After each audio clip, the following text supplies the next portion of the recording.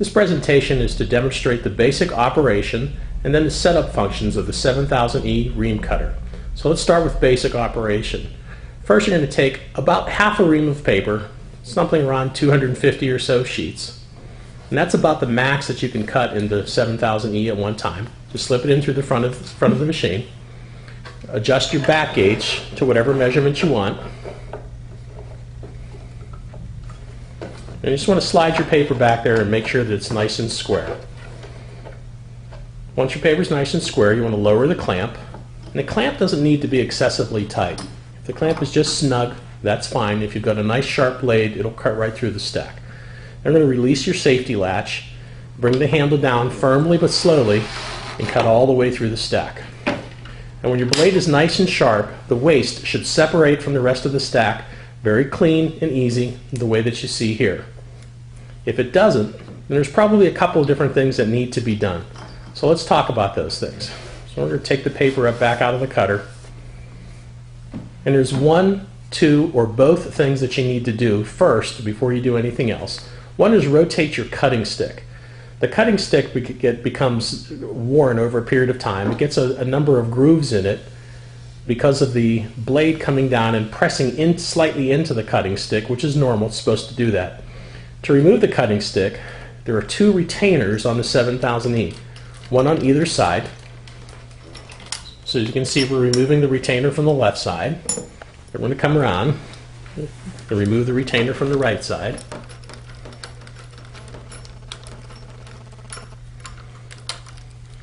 And you can just push that cutting stick in from the left side of the machine, push it out rather, and pull it out. Hard to see the grooves on the camera here, but you're just going to rotate it to a nice fresh side and slip it back in, and then replace the retainers. And that's how you rotate the cutting stick.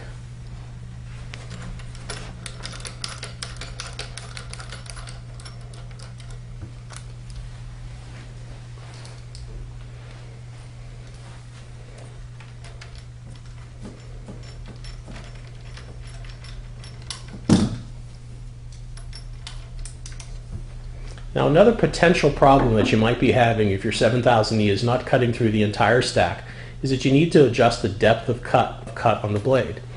You do that by loosening the nut on the back just below the handle. So with the 5/32 inch Allen wrench and an open-ended 1/2 inch socket wrench, just loosen that nut just a little bit, just enough so you can get it finger loosened, and you're going to back that Allen screw off about 1/8 of a turn and retighten the nut. So at this point you want to check the cut again, cut some more paper, make sure you're cutting all the way through the entire stack.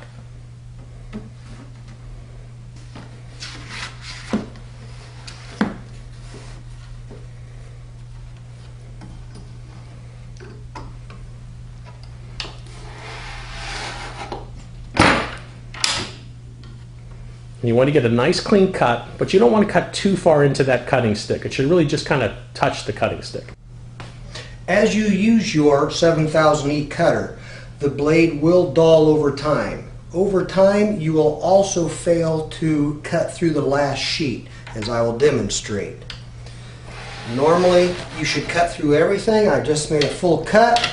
We will now raise it up, and as you can see, not everything pulls away. It is still attached.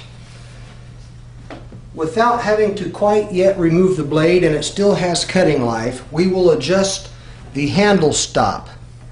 First, have a 5/32 hex key and a 1/2 inch open-ended wrench. Insert your hex key into the adjustable stop screw. Slightly loosen your lock nut. Turn the hex key approximately 1/8 of a turn to start, and then lock your jam nut once again. Take another trial cut.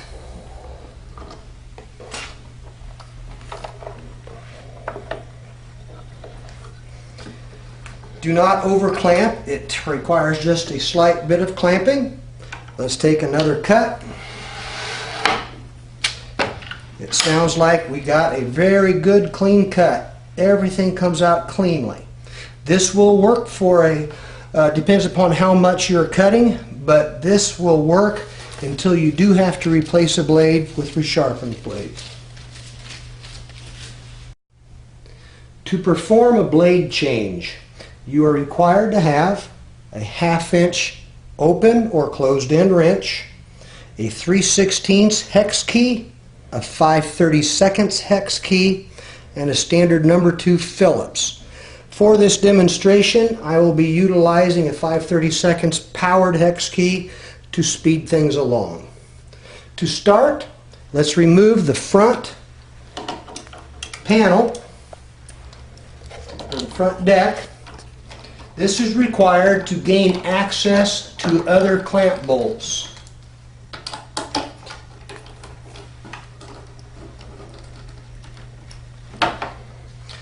Set this aside.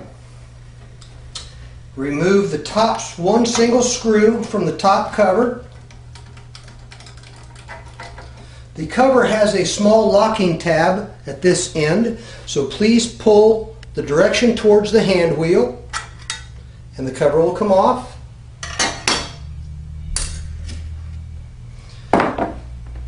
First remove, or should I say back out, these 3 clamp screws at the bottom of the frame. Do not remove them. However, you want to unscrew them approximately 1/2 inch. This is to allow us to gain access to the blade without removing the entire frame. When those 3 are complete, let us remove these 2 screws to the safety adjustment plate for the handle.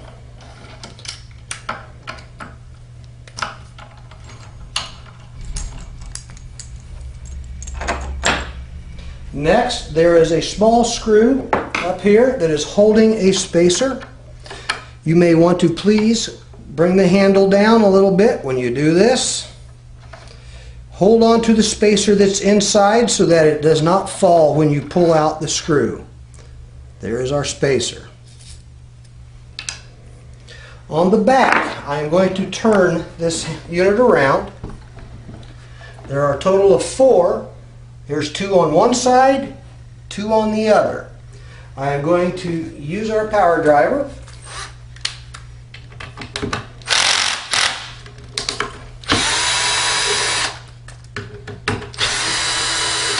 No need to fully remove these screws. Leave them as is, but you must have them fully unthreaded from the other frame. Once that has occurred, as you see, everything became loose. Pull the front frame away and let it open like this. This way you gain access to remove the handle from the blade. At this point, please lift the handle, and there is a small pin in the handle that needs to be removed from the blade. I will hold the blade over, pull the pin out of the handle. This pin is what fits into a hole in the blade. Let's set this aside. With your unit, you received this special blade changing wire. This is for safety reasons. The blade, even though it may be dull, will still be very, very sharp. Take the end hooked in, place it in the blade hole, pull out the other end of the blade where the cam is riding into the guides.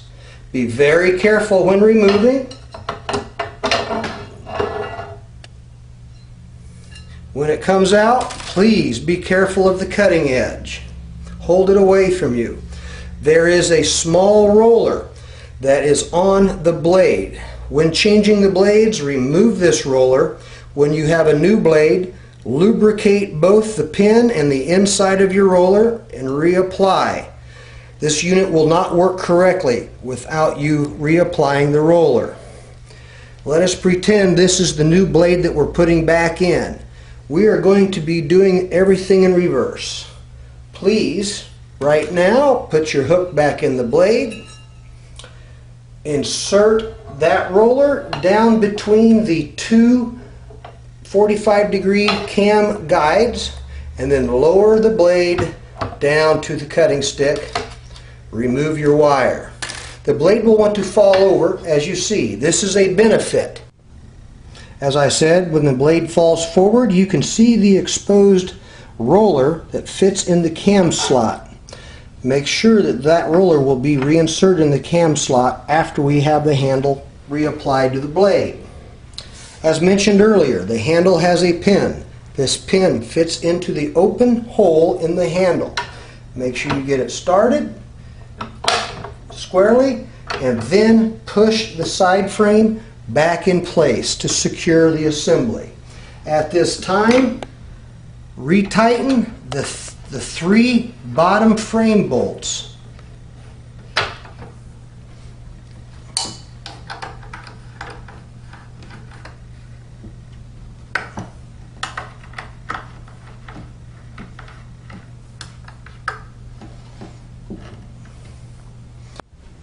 When installing the safety plate, you will have to maneuver the inside until you see both screw holes. At that time, finger tighten both the screws into this. Do not tighten. We still need to have adjustment so it can still move. After the safety plate screws have been hand installed, we must now replace the spacer between the frame halves. This also will only be finger tightened at this time. The next ones we have to do is I'm going to turn the unit around. Only these 2 far bolts are we going to tighten fully.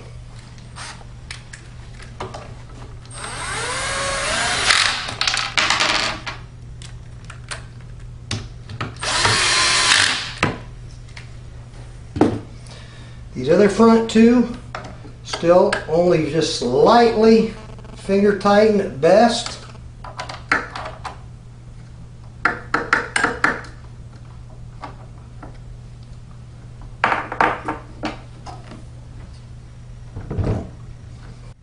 At this time we're going to reattach the front deck. The front deck has an unfinished side. Make sure that goes back against the side frame. Then go ahead and reinstall the Phillips screws into the frame.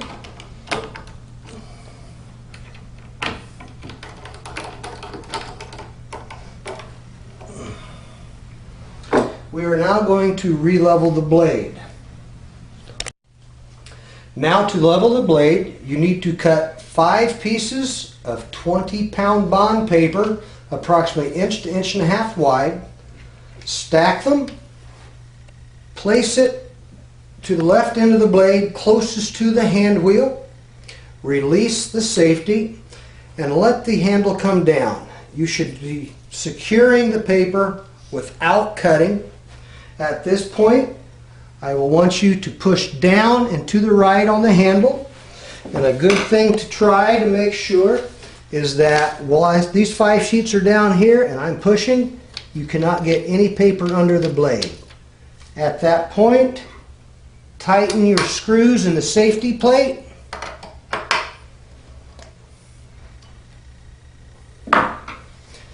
Let's do test cuts using your spacer strips. Cut cleanly. Another cut clean. Another cut clean. While you leave the blade down, we must now adjust the paper stop for the full cuts. Adjust your stop screw in until you make contact with the handle. At that point, back off approximately 1/4 to maybe 1/2 turn. Lock the jam nut again while holding your hex key. Now let us make a test cut utilizing a stack of paper.